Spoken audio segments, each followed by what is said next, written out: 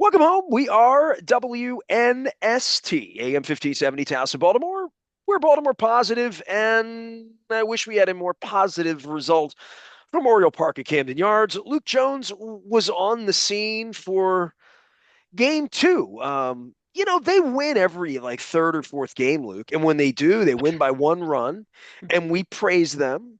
And then the next night happens, and eventually Kyle Gibson was going to come back and pitch, and I'm not stunned that it looked like this. Are you?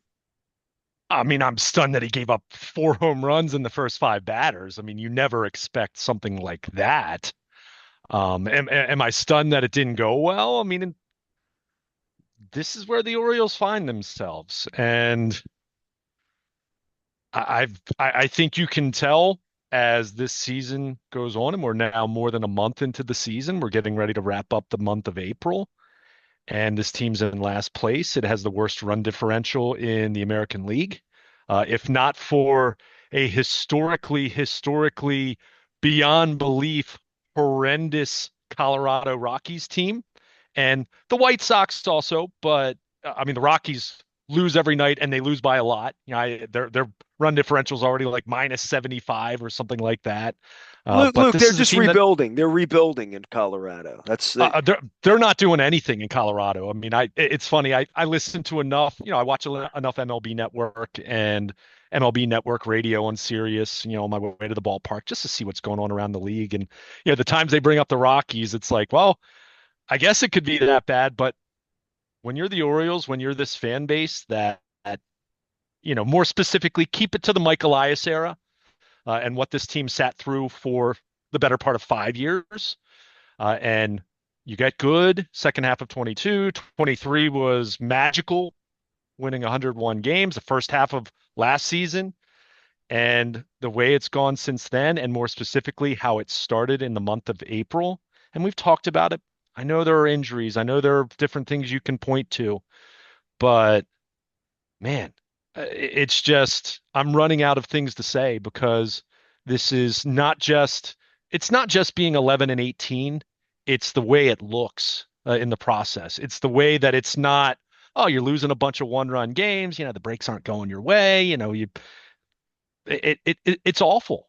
I mean, this looks every bit the part of a terrible baseball team right now. And at some point in time, they keep telling you who they are, and you start to believe them. So, I mean, with Kyle Gibson, you give up 4 home runs in the first five batters of the game. You give up 5 home runs total, a career high. He gave up a home run on his cutter. He gave up a home run on his sinker. He gave up a home run on his changeup. He gave up a home run on his four seamer. He gave up a home run on his curveball.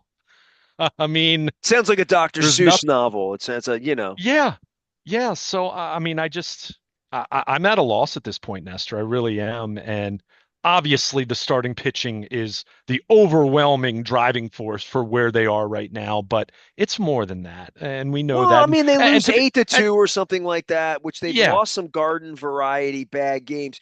But these really hideous blowouts yeah, are indicative of quit and all of the things that we talked about on Monday morning, which is, where's the fire burning in the whole organization, top down, for the new owner, the new leadership, the television, the broadcasters, just the whole vibe, y- for every fan that sat through it like we have for 30 years. yeah. And Tuesday's a different example in terms of, I mean, you've heard me take the offense to task so many different times. When you're down 5-0 before you even send Cedric Mullins to the plate for your first batter of the game, that's a little bit of a different animal than some of these other games where, it's 2-1 in the fifth inning, 1-0 in the fifth inning, and then it gets away from you, but you Yeah, never and swing the the other bats. thing about Uh, it though, this dude, is was this is different, but this is you're waiting on Gibson, right? Like things were bad and sure. he could give you 6 innings of 3-run ball and tip his cap and come off the field and be the veteran guy and like, hey, I'm not here to save the day. I'm not Corbin Burns, but I'm going to give us a chance to win. And we've been waiting, what, 3, 4 weeks for this, Yeah. and for this to be this flat, this quickly. First inning, Yankees in town, coming off a night where they won by the skin of their teeth. They've only really won 3 games in the last 2 weeks. All of them were by the skin of their teeth. And It's really a downer from waiting on him. Now what do we wait? We're waiting on Eflin, right? I mean, I mean, and I said it I don't on know what you're Twitter. waiting on. They're playing 300 balls, all I, right? I mean, right. I said it on social media. Look, anyone who was being realistic about this knew that Kyle Gibson wasn't going to come to be the savior. But to your point, give you some innings, all that, and he still may do that, right? I mean, he had a career worst kind of start, and maybe he'll be better his next time out. But I think what Tuesday reiterated, what it illuminated, is there's no one coming to rescue this club right now. And even I get it, Zach Eflin's throwing bullpens, and I'm not saying he's going to be too far away from coming back, but he's one guy. You know, Sagano's one guy, right? And you're just seeing this. I mean, Charlie Morton. I want to be very careful how I choose my words here because I don't want to make it sound like I'm being overly complimentary, but he pitched on 2 days rest on Tuesday night and at least gave them some innings to preserve their bullpen. I mean, got to earn your 15 million somehow, I suppose. But this is just, my tone that you've heard from me, uh, speaking about this and covering the team and obviously not viewing it strictly through a fan lens, but it's pivoting. It's shifting now from anger, dismay, bewilderment to. I mean, that was sad to watch on Tuesday night. And again, I think Kyle Gibson will be better his next time out. You hope, but at the same time, there was this assumption that he can't be any worse than Charlie Morton, and well, he was on Tuesday night. So, but again, no one's coming to rescue the state of the Baltimore Orioles right now, right? I mean, Mike Elias could say, "All right, I'll trade Kobe Mayo, I'll trade Samuel Basayo, I'll trade Jackson Holiday." Who's coming up something right now that's going to help turn this thing around for you right now? I mean, Padres aren't trading Dylan Cease right now. I mean, except for a few teams around baseball, teams aren't selling in late April and yeah, early but May. Dylan So Cease isn't you're saving them you're right stuck. I now, mean, right? There's well, not. and Yeah, but they're that's my not one point. Like deal away. They're not an there's outfielder or no pitcher in away. season. No, they're not. And so much of it has to do with how much they're just underperforming, even from, like I said, and this is where I'll go back to the offense. Again, I'm not pegging Tuesday's loss on the offense by any stretch of the imagination. Again, this is a different animal than when, it's 2-0 in the sixth inning and you just haven't swung the bats. I mean, game was kind of over before Gibson even got back to the dugout in the for the bottom of the first inning. But I mean, you just look at this thing and it just feels so broken right now. And yeah, they won Monday night. I mean, they're not going to lose it. In 2018, when they lost 115 games, they still won 47. I mean, you still win some games here and there, Well, you did get the but it's feeling on just Monday night if they played three more innings, they would have lost. maybe, yeah, sure. I mean, but we're at a point with this club that I'm not even like a win is a win. I mean, you need to find any way you can to scratch together wins, and we're we're going to be turning the calendar to May, and this team has won two in a row once. They won two straight once in more than a month of baseball now. They've won one series, and if they win, on Wednesday night, if they find a way and Cade Povich gives them one of his better outings, or they really swing the bats, they can win a series. And if they do, then that'll be two series wins in the month of April. I mean, it's just you can't play baseball like this. And look, mathematically speaking, is the season over? Of course not. However, and I heard someone on, I think it was MLB Network. I was watching it earlier in the day Tuesday.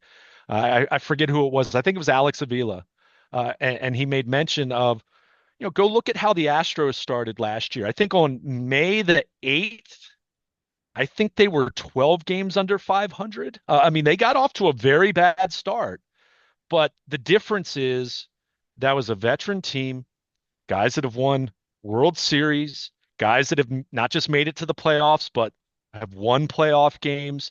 They had a lot of working knowledge and working experience to draw from. This team doesn't have that. You can keep talking about 2 years ago all you want, and yes, they won 101 games, and it was a heck of a lot of fun.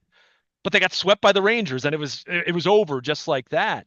So for this team to be in a position where at 11 and 18, I mean, you're not buried, but you're already behind the eight ball. You're already starting to do the math as far as what you need to do record wise the rest of the year just to be an 85 win team, an 87 win team, which, 89 wins, which would probably be like on the high end as far as securing a wild card. And you're already at a point where, man, you've already lost a lot of your margin for error that any team's going to go into a season understanding that you're going to hit some rough patches and you're going to have some injuries that are going to leave you light at times, whether it's offensively, whether it's in the outfield, whether it's your rotation, whether it's two of your top three or four high leverage relievers. I mean, every team endures some of that over the course of 162. But when you get it off to this kind of start right off the bat, even if you try to paint the optimistic picture of, yeah, Colton Cowser is going to come back and Jordan Westburg is going to come back and Tyler O'Neill will be back and Zach Eflin's going to come back. Andrew Kittredge might be starting a rehab assignment by this time next week. I mean, he's getting closer. But you look at all those things and you say, okay, even if you get those guys back, you still have 5 months of a season left in terms of who else might get hurt. What else are you going to go through? We all know that you're going to go through, just the schedule. You're going to go through stretches of time where you don't have a whole lot of off days, right? I mean, just the ebbs and flows of a season that great teams, good teams, mediocre and horrendous teams will all go through to varying degrees. And when you start in this manner, I mean, you're already working from this point forward, needing some of the best case scenarios to break your way just to be in position to have a shot at making the playoffs. So again, it's not over, but at some point in time, you need to start showing some signs of life, some signs of something you can hang your hat on. And it's very Cedric Mullins has had a great year. Ryan O'Hearn's had a really good year. Rest of their position players, I mean, like, okay, I'll give you Ramon Arias. Well, I mean, this is where I would interject that, like, righty lefty aside, and whether it's Kerstad maybe not playing against left-handers or O'Hearn sitting or whatever, they are what they are. And this speaks Yeah, to the pitching too, where Kate Povich is going to take the ball. Charlie Morton's going to take the ball because there is no one else. Kyle Gibson's going to take the ball again in 4 more days, right? Because there is no one else. I would say the same thing for the offense, especially when Westberg's sent off injured, right. and especially when Cowser's not coming back anytime too soon. That the, there are going to be opportunities here for these players to sink or swim, right?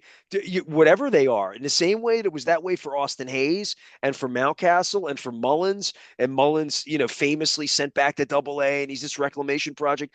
But he did all that under the cloak of darkness because the team was going to lose 100 games, whether he was at A ball, Double A ball, Triple A ball in the big Sure. leagues. And they're now at a point with these players where, like, all right, Holiday's going to get his 542 at bats this year, right? Play him. Let's see that he hits 280 in the second half and 230 in the first. We're going to have those kinds of splits. And hey, you're 21, 22, 23, 25 years old. Hey, dude, Rutschman, you're having a bad year. You're going to catch 115 games. And if you're a 234 hitter, that's what you are. Like, we're not, Yeah. you're no longer Johnny Bravo and the 1-1 and our prospect, and we're all going to run out and see you. Now it's like you're a big league ball player and you got to do this every night. And it's not easy. It's not easy to do.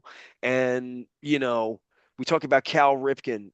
Cal Ripken had bad, bad years. Go look at the back of his baseball card. He had some 250s, some 240s, he wasn't that player. He wasn't consistent in that way because it's hard. He's a Hall of Fame player. He did it every day. He never took a day off, never took an inning off. But, he wasn't a consistent 290, 295 hitter in that Hall of Fame way.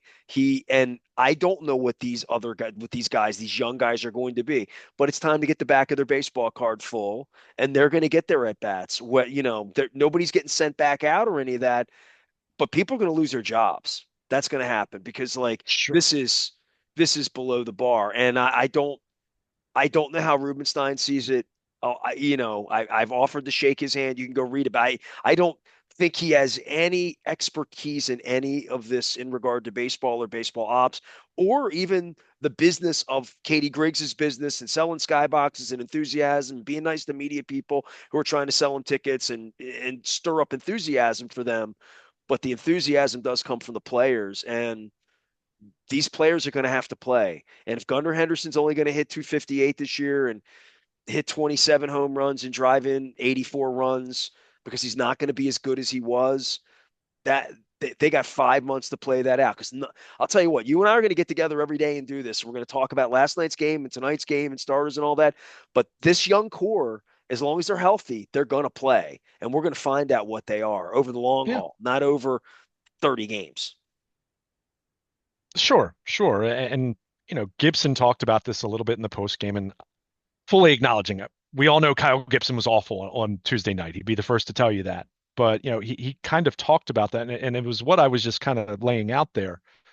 When you're 11 and 18, you can't play your way into being 5 games over 500 just like that, right? You can't view it through the lens of, oh, we've got to go on a 12-game winning streak right now. That'd be great if they did, but you can't think in those terms. And that's where, and it was something that you and I talked about once upon a time with the Buck Showalter era, and when the Orioles turned a corner in 12 and they started playing the way they did for a 5 year period where it wasn't perfect over the 5 years, but they had 3 playoff seasons, and they won what 96 games in 2014, and they made the playoffs again in 2016. That team, which had more of a mix, but at the same time in 2012, I mean, Adam Jones wasn't perceived at that point in time in the way that we perceived him, what we perceive him now looking back at his career. They had younger guys. Maybe they weren't rookies. They weren't 21 years old like Jackson Holiday, other than Machado coming up at age 20. I would call But them they were guys that unproven. They were unproven. Yeah. they had taken their lumps, right? And I talked about this point a lot last year. I didn't think it would lead to what we're seeing right now. I was hoping it would be much more of a swift return in terms of some of their struggles last year. I said to you at the time that I thought they were going to be better for it in the long run, and they still might. But boy, you're really fighting yourself as much as anything right now. And I mean, Tuesday was a good example. Look, you give up 4 home in the first 5 batters of the game, and you're down 5-0 going into the bottom of the first against Carlos Rodon, who pitched a heck of a game. The Orioles didn't even have a base runner through the first 5 innings. And out the WNST text alert. If Carlos Rodon had a perfect game, 7 innings or 8 innings, it didn't get to the point. But you saw it. The focus wasn't there. They made 3 errors. That the at bats. There were some decent at bats later in the game, but and that's just that specific game. Those specific instances where you make some errors. That's study for what is under the hood. To your point, what you're kind of laying out there.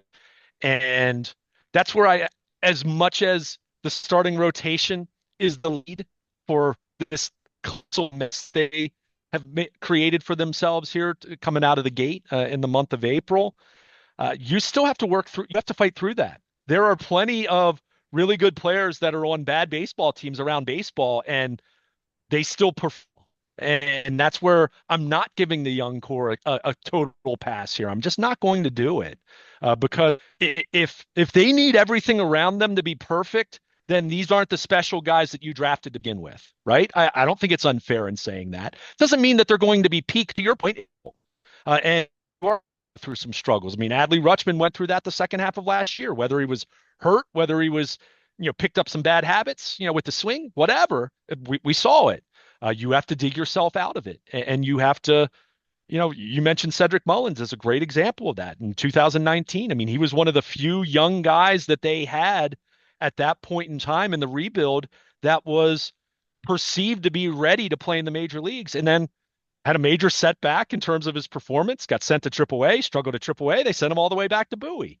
A couple years later, he was in the All-Star game because he was a 30-30 player. So it's a reminder that this too shall pass. It doesn't mean everything's going to be okay, but it doesn't mean everything's going to be bad forever and that this thing is totally doomed long term and that they're about to enter another rebuilding phase. I'm not ready to make that kind of proclamation, but boy, you have to reassess some things, and that begins with Mike Elias. I mean, you have to start reassessing. I think the organization has to stop kidding themselves in terms of what their approach from a pitching standpoint has been. I think it's very clear that hasn't worked because, yeah, you have this young core, but and you can say all you want about the injuries, but they knew by last June that Kyle Bradish wasn't going to be a factor for them until maybe August of this year. Same with Tyler Wells, right? So you have to be able, you can't. One thing that I've kind of thought about this a lot. I haven't necessarily written it. I haven't even necessarily said it to you over the air a ton, although I'm sure I brought it up in passing. But it kind of feels like their roster building approach from the time they transitioned to being okay, midway through 22, it felt at that point like, hey, the rebuild's kind of over. Rutschman's here, Gunnar Henderson's on the cusp of being promoted at that point. Austin Hayes and Mullins and Santander and Mountcastle and go through the list. Bradish was up by that point in time. Bautista And was real at you that kind of point. Yeah. yeah. I mean, by that you didn't know he was going to be an all-star closer, but he was a back-end bullpen guy along with Jorge Lopez, and so there were enough pieces, and they were starting to play better. From that July where they went on that winning streak, and they got themselves to Well, 500 and that's then also above where I would 500. say that Brandon But Hyde moved from being the transition manager sure, to being like, hey, he's going to be here when we win, right? sure. But I think from that point on, and this is where I've just been so underwhelmed by what they've done in their off seasons, with the exception of acquiring Corbin Burns, but everything else, whether we're talking about trade deadlines or whether we're talking about off-season activity, when you have that young group of players, that you've drafted and developed, and whether they're 1-1 Rutschman Holiday types or whether they're guys that you've developed like Gunnar Henderson or Jordan Westberg, guys that weren't first overall pick or top 5 pick. You should be really excited about that. You should be thinking in terms of, okay, this is what we wanted. Now it's time to pounce. And when I say that, it doesn't mean your payroll has to go up to $200 million overnight. But at that point, it's time to start getting serious about how you're going to augment your roster.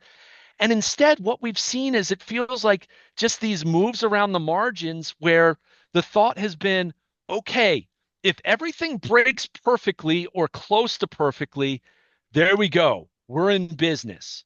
Awesome.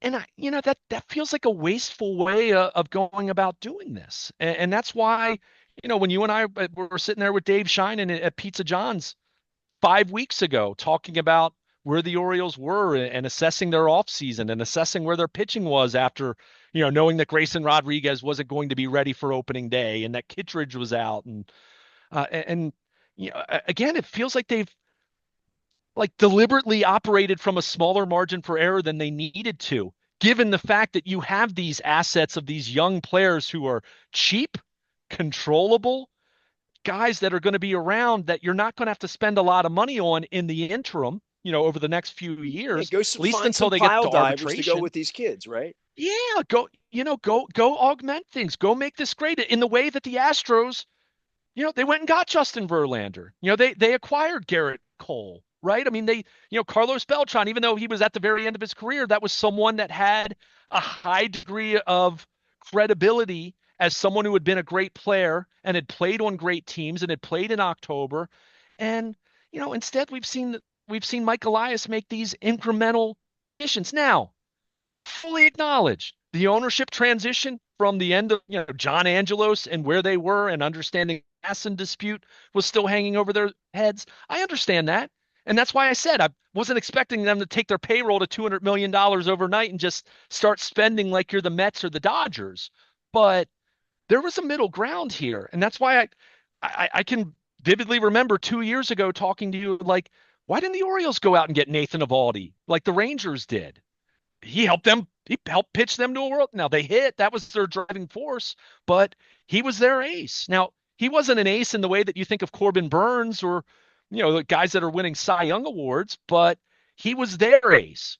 And that wasn't a contract that was the kind that's going to cripple you or the kind that you say, wow, that's really, really risky. I think it was a 2-year deal with an option, maybe off the top of my head. Point is, they didn't make even moves like that. And just now when you have had things go wrong and you have had some injuries and you have had some misfortune in certain ways, but man, I mean, this is your plan A or maybe plan B. I mean, it's not much, doesn't say much for your ability to take this organization to the next level.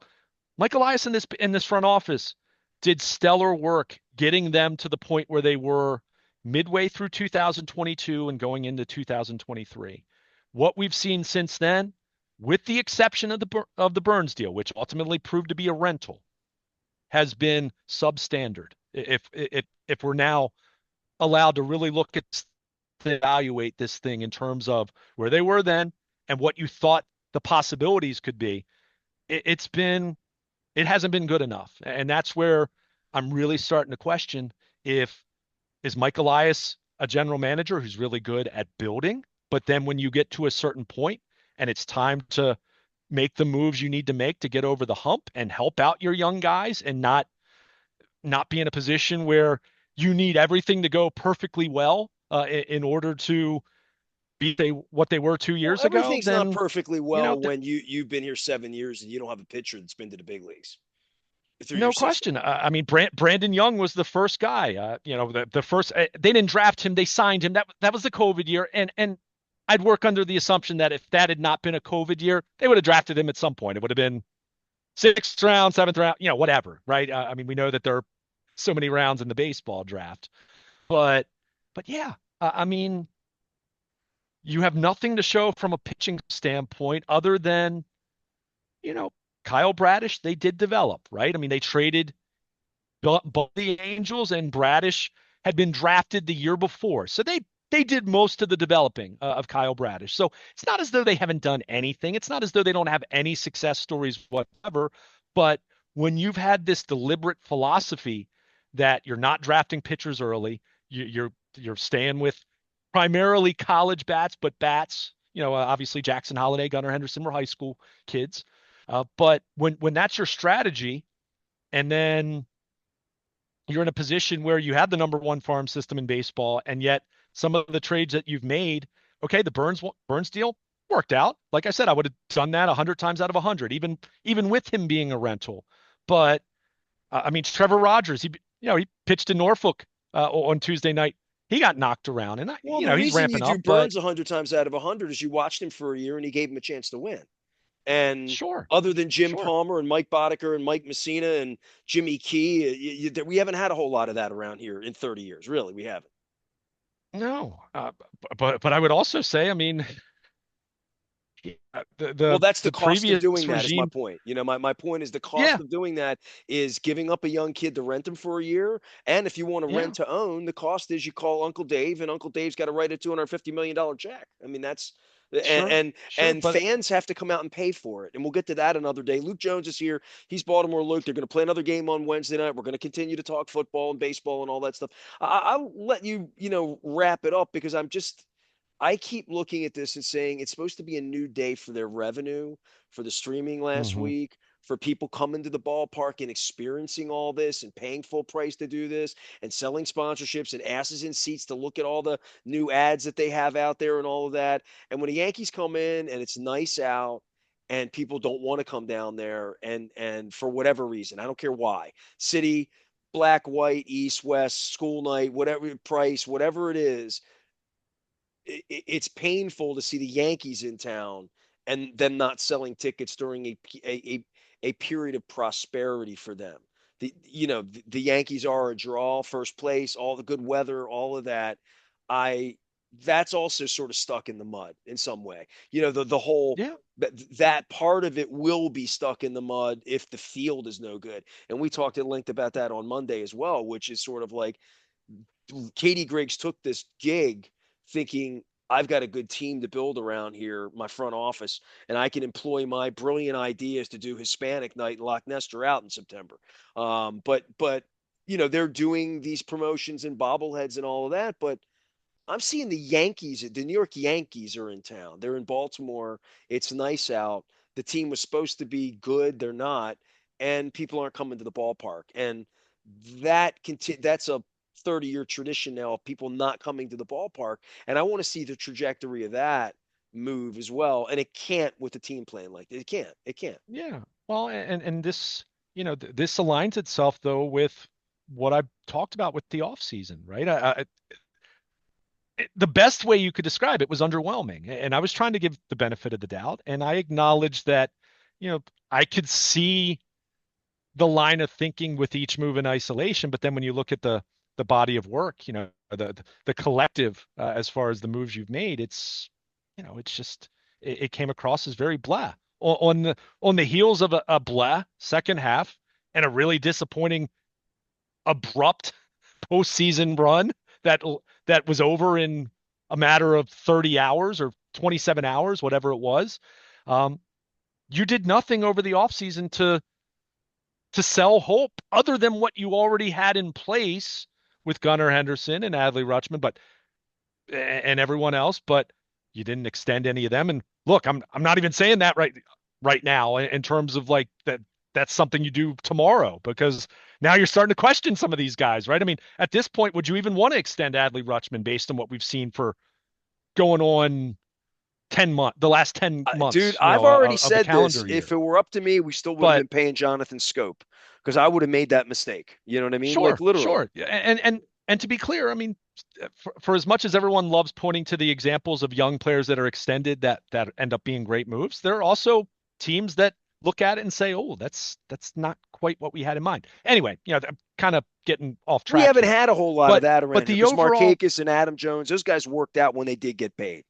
We yeah, haven't had a whole lot of deadbeat, giving money. I mean, Charlie Moore on yeah. the side, right? We haven't had a whole lot of that. I mean, Abaldo Jimenez, Oh, there you go. Thank you. yeah. But in terms of extending young players, I mean, Markakis in hindsight, the last couple years of that deal, I think where Nick Markakis was his first couple years, there was a thought that he was going to be a dynamic, legit all-star player, and he never really became that. And I know what he ended up making an all-star team with Atlanta, but Nick Markakis was more merely he was a good player, but And he never also really another was a first round great draft pick that player. if Colton Cowser turns into Sure, Nick Markakis, you'd say, but that's nice okay. Like player, you'll nice take that. player. Sure, you'll take that. You'll take that. But again, in terms of everything you mentioned with Katie Griggs and new ownership and wanting to see attendance spike and all that, there was nothing in the offseason to hang up their hats on in that. I mean, Tyler O'Neill, Charlie Morton, I mean, Gary Sanchez. No one's buying tickets based off of that. And let me be clear. I want to stress here. There are very few individual players that sell tickets. Very few. And research bears that out. As much as teams, like for example, the Blue Jays, they just gave Vlad Guerrero, what, $500 million? Do I really think he's going to move the needle dramatically for selling tickets if the Blue Jays are a mediocre team? No, I don't think he will. I think there are Shohei Ohtani, but Judge plays for the Yankees, and the Yankees are good every single year. The Yankees are good to great every single year, and they're also playing in the biggest city in the country. You know what I mean? But like Ohtani feels to me like the one player around baseball that, when the Dodgers come into Baltimore or the Dodgers come into St. Louis or the Dodgers are in, even Tampa, they get a boost because Shohei Ohtani is that much of a marvel. But that said, when your offseason the body of work for your offseason, the collective haul of your offseason is what the Orioles did on the heels of a disappointing second half and the heels of being swept in October. I mean, yuck. And when I say yuck, meaning just in terms of sparking added interest and added optimism, no, they didn't do very well on that front. And the scary part about this is when you start 11 and 17 or 11 and 18, man, unless you're adding more bobbleheads and more giveaways and things of that nature, it's only going to get worse on that front if this team indeed does not turn it around and does not play better baseball. And they're 15 games out in mid-June, right? Where it's like, oh, this isn't happening. There's no one coming to the ballpark at that point in time. I mean, why would they? Especially when they were sold on a multi-year rebuild being so necessary to build something that was going to be sustainable, and you win for 2 years, and now you're back into this mess. And it, again, like I said, it doesn't mean I think that this is over, but 2025 could end up being over, and then you're trying to figure out, okay, how do we revamp this? What do we need to do to reload? What do we need to do to adjust? How do we need to reimagine our philosophy from a pitching standpoint? Do we need to make changes at manager and the coaching staff? Do we need to revamp our player development? Is there something that we're missing? We've had a lot of injuries. Do we need to re-examine our strength and conditioning program in the way that the Ravens did a couple years ago, right? I mean, a different sport, but you have to be introspective when things aren't going well, and you need to be critical, and you need to say, maybe we're not as smart as we thought, and maybe we don't have this figured out to the degree that we did. And So maybe it wasn't as that's easy as we made it look 2 summers ago. yeah, right. And 2 years ago, maybe we were ahead of schedule. Maybe in some ways winning 101 games was actually something that wasn't great for us to happen in a big picture sense, because not so much that it created expectations, but we start smelling ourselves a little bit more than we should at that point in time. Again, I'm spitballing here because I've said to you, I am at a loss for it being like this. I'm not at a loss that the starting rotation would have struggled or been bottom 10 in baseball or even bottom 5 in baseball, but to be this bad, this bad, and then on top of it, your offense that's supposed to be your strength, that was the foundation for what the rebuild was built, that you built on, and that's been below average. So, I mean, you just look at this and I'm trying to look for positive signs, and I don't see them right now, other than just the reputation that this young core has carried with it. That at some point in time, you can't just keep saying you're young. Adley Rutschman's 27 years old. Heston Kjerstad's 26 years old. Uh, you know, Holiday is 21. I'll give that to him, but at some point, it's like, hey, like you're 1-1. If you're truly as special as everyone thought you were, like it's go time. You got to start showing more consistency. Well, you got to show So you it's belong. You got to show yeah, it's you. all of that. But what It's I'm all of saying to that. you is, all these young guys, whether they earn their at bats or not, they're going to bat, and Yeah, I because think that's where they yeah, I are. mean, you're not, for one, you can't send everyone back to the minors, right? I mean, someone's got to play, and these guys are going to have to figure it out, and it might be that they have a listless summer in the way that Cedric Mullins, Austin Hayes, Ryan Mountcastle, Anthony Santander, in the way that they had to do it. They took their lumps. They lost a lot of games in the process because they had no one But they around them. showed that they were big league ball players. But yeah, and that's going to be the goal here. And look, And this Rio isn't this. Ruiz didn't, right? Yeah, this The rest of and those right. I guys. mean, and guys like him were placeholders, right? We knew Rio Ruiz was never going to be anything, but You want to these get up guys, Dan Straley, you want to go ahead and throw you've him in got to this week. you've got to you've got to fight through it, and it might be that you're doing it from an individual standpoint, not that you're selfish, but in terms of, hey, maybe we're not going to be a contender this year. Maybe this isn't going to get better, but boy, All I these got to do guys got to something make about it. every at bat count. I No, mean, no doubt. and that's for Laureano, Sanchez, all the way down the roster. Luke will be at the ballpark on Wednesday night, pitching Povich. Obviously, the setup for the weekend with Kansas City coming in, good team coming in with the Royals. This is a problematic week for them. It is. It is. Someone asked me, one of my buddies texted me, and I'll leave you with this. He asked me for my expertise on the state of the Orioles, and I'm somewhat flippant saying this, but well, the Ravens schedule comes out in 2 weeks. May I 14th, baby. mean, Write it down. There we go. Getting ready for Preakness. ooh, I hope things are a little better in 2 weeks, but man, I said that 2 weeks ago, and they've only gotten worse. And please, no emails to me about why I'm making Luke go and suffer at the ballpark. It's his job, I for still crying out I loud. still love my job. I just don't love it quite as much when it's back to feeling like the rebuild again. I love your job, except on nights like Tuesday night. He is Luke. I am Nestor. We're going to be at Coco's on Wednesday. We're going to be at Red Brick Station next Wednesday, the 7th, doing the Maryland Crab Cake Tour presented by the Maryland Lottery. We are WNST, AM 1570 Towson, Baltimore, and we never stop talking Baltimore positive.